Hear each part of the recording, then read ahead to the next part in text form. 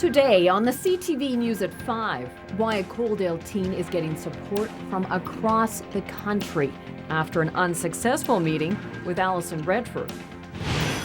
Plus, a scuba diver drowns in Waterton Lake.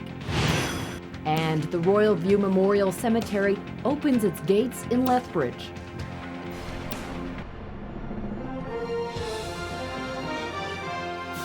CTV News with Jackie Scantlebury. Good afternoon. A Coaldale teen who got the brush off from Premier Alison Redford is now getting support from across the country. 15-year-old Alison Lee says she was excited to meet the Premier on the weekend to talk about the lack of support for victims of child sexual assault and to encourage the Premier to fund a treatment centre in southern Alberta. But Lee says that Premier Redford had no time to listen, and the government is clearly not interested in healing kids who've been sexually abused. As Terry Vogt reports, Lee is now getting some very high-profile support. And for Premier Redford to treat me that way. In a tearful video that she's posted online, 15-year-old Alison Lee describes her disappointing meeting with Alberta Premier Alison Redford. It's not right, and when will the government start listening? And they keep asking for change to happen. I bet that's Dad, right? Premier Redford was in Lethbridge as part of her Building Alberta tour. Her handlers agreed to a hastily arranged meeting with Lee, who was sexually abused at the age of 6 and has become an outspoken advocate for victims of child sexual abuse. She's also a passionate supporter of Little Warriors, an organization that's trying to raise money for a therapeutic treatment center.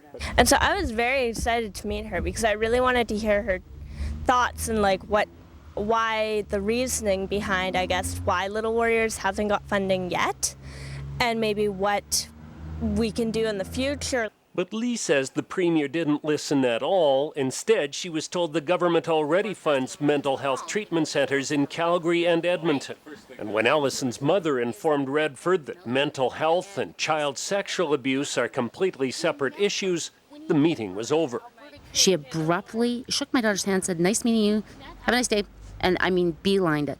I'm a kid and I'm trying to tell them what needs to be changed. They aren't listening. The reaction has been swift and scathing. Theo Fleury tweeted to his 76,000 followers, the Premier needs to do her homework on the issue of child sexual abuse.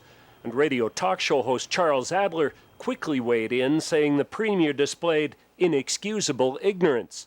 Alison's video has received more than 10,000 views on Google, and it's now been posted on YouTube, and it's generating a lot of feedback and comments. I think it's amazing. I'm in awe because now I actually feel that Albertans might actually care.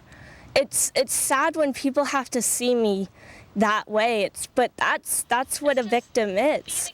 Alison says it's hard to be strong all of the time, and maybe by shedding these tears, she'll be able to convince the government that it's time to start listening.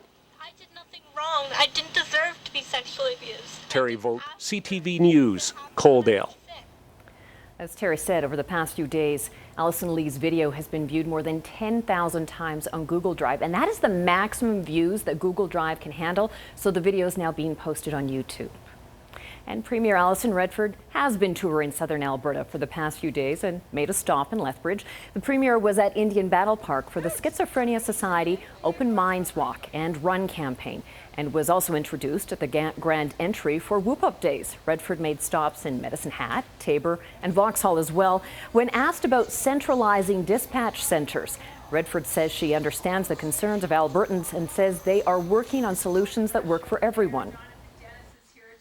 As Alberta grows larger and larger, we want to make sure that we're putting in place the best systems possible, and that does lead to some regionalization where people are working together to cover larger spaces with more equipment more effectively, and part of that is dispatch. We do know that some communities have some concerns, and we're working through those. Minister Fred Horn and Minister Doug Griffiths, who are both responsible for that work, are working very closely with communities and first responders to make sure that those services are in place.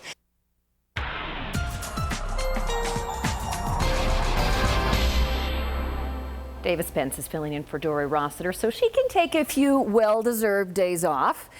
And surprise, surprise, David, the weather couldn't be better. Fantastic. Last week off for a lot of school kids across southern Alberta, and they're going to enjoy, I think, the finale to the summer vacation. In fact, the way things look, the beginning of the school week is going to look very nice as well. We've got lots of sunshine coming up in the forecast over the next week or two. Not only lots of sunshine, but I think we have a pretty good chance in many parts of southern Alberta of seeing temperatures climbing into the low 30s again. We'll tell you when that'll happen later in the program. All right. Thank you, David. A Calgary man is dead after scuba diving in Waterton Lake. RCMP say the 56-year-old was scuba diving with a group in Upper Waterton Lake Saturday. He was found unconscious and quickly brought to the shore where people tried to resuscitate him. It didn't work and he passed away. Mounties and the medical examiner are now trying to figure out what exactly happened. It's becoming a regular occurrence on Highway 3 at the entrance to Colehurst. 2 more serious accidents in as many days. RCMP say 2 weekend incidents resulted in injuries at this intersection. First, a Saturday evening collision, and then this one Sunday afternoon, which sent 2 women in their 50s to hospital in serious but stable condition. RCMP say a Dodge Caliber pulled out of Colehurst, attempting to cross the westbound lanes of Highway 3 and pulled in front of a Toyota Corolla, resulting in a T-bone collision. Both drivers were taken in ambulance from the scene. A former Sparwood fire chief will spend time behind bars after admitting to sexually assaulting 3 young girls. Rick Gould has been sentenced to 7.5 months in jail. Originally, only 1 girl came forward to police with a complaint, but Gould admitted there were 2 other victims, prompting police to lay more charges. The girls were all between the ages of 6 and 9 at the time of the offenses that happened between 1999 and 2005. While Gould was the Sparwood fire chief at the time, none of the offenses happened while he was on duty. Up until this morning, Lethbridge was running out of burial space, but that problem is now solved with the official opening of Royal View Memorial Cemetery today. The hollow, purify, and bless this cemetery. A prayer, a blessing, and the sprinkling of holy water over this 90-acre piece of land in North Lethbridge. City officials and dignitaries unveiled a plaque, making the cemetery Lethbridge's 4th graveyard, but it's the only one the city has planned, built, and operated from its inception. There are plans for tree planting and landscaping. The site, which will provide plots for the next 100 years. In attendance today, many people of the Pavan family who feel a special connection to this piece of land. It was land that the city had purchased from our family, and land that my father had farmed, and land very close to where my grandfather actually had coal mined. So yeah, it's significant to our family. We all live, lots of us live right here, so it's dear to our hearts. It's going to take many years before all these trees and the grass come in, and it really looks beautiful. But this will be a very beautiful area, and especially when all 90 acres on in, we will interconnect it with the parks, all the parks and walkways in town. And tomorrow, Benny Pavan's gravesite will be transferred from the Mountain View Cemetery. Well, although St. Patrick's Church in Lethbridge has been closed for some time, many parishioners came out to show their support for the 100-year-old church. More than 450 supporters came to the Lethbridge Lodge to reflect on time spent on the church. The building is showing signs of wear, decaying steps, a musty smell inside, and electrical problems forced the church to close its doors. Supporters say this is a building with great character and hope the landmark can still be a presence in the city. Well, I think that there is room in our parish for a new church, and I would never deny that.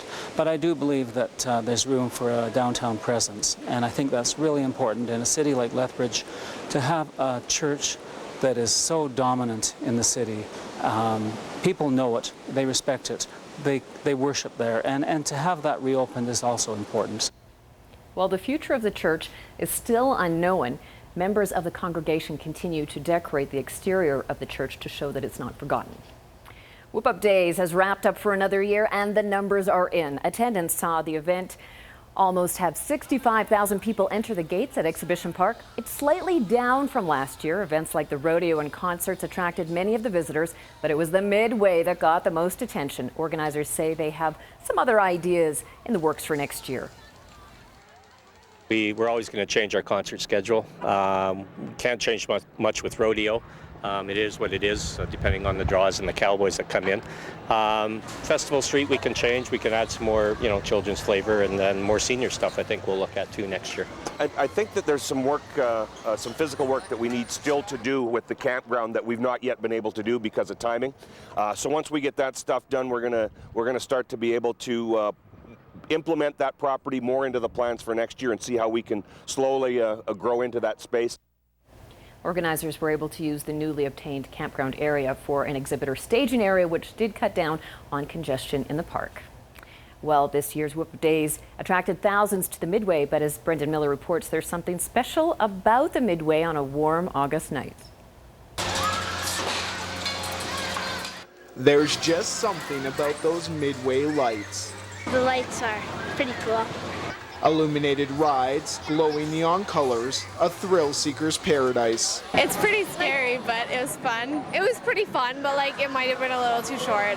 The Whoop Up Days Midway draws thousands to Exhibition Park every year and truly comes alive at night. The excitement of it all, there's a lot going on. There's the lights on all the rides and all the kids and everyone. It's really exciting just to see everybody here. Brings families together. Makes you feel like you're special because the rides are so big and people are so nice here. Sounds of clanks and pops. Smiles on their faces. It's been great. It's non-stop smiles going on all the rides. It's the youngest one's first time being here, and he's enjoying his wristband every minute. From spine-chilling rides and those more tame. And when they're crying and that, the parents will, you get them to sit back in the horses and they tend to relax and enjoy the ride, right? It's good to have the smiles on their faces.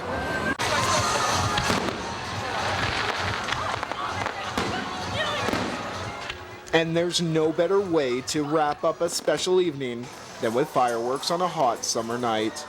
Fireworks always bring sparks.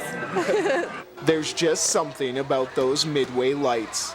Brendan Miller, CTV News, Lethbridge. Well, about 900 people in Lethbridge suffer from schizophrenia, and over the weekend their family, friends and other supporters came out to offer their encouragement and lend a foot. And they're off. About 50 people raced from the starting line in support of the Schizophrenia Society. As we mentioned, Premier Redford was in Lethbridge and made an appearance at the Open Minds Walk and Run at Indian Battle Park Saturday morning. The event is held across the province and is attended annually by over 1,500 participants. The Schizophrenia Society says events like this aren't only to raise money for research and treatment of the disease, but it's a great way to end the stigma about those suffering with it. We need not, as a community, to turn our backs on these folks. They're individuals, they're human beings. They're husbands, wives, sons, daughters, aunts, uncles. I think it all affects everybody a little bit in each one of our own families. It's a lot more publicized than it used to be, and it's really helping with first responders and people in the community. So the stigma is reduced quite a bit, and people aren't afraid of people if they're, Chief McKenzie said something about emotionally distressed. The run in Lethbridge raised about $6,000. And speaking about money, time now for a look at how the markets kicked off the week. Then David will be back to give us a look ahead to what the long weekend has in store.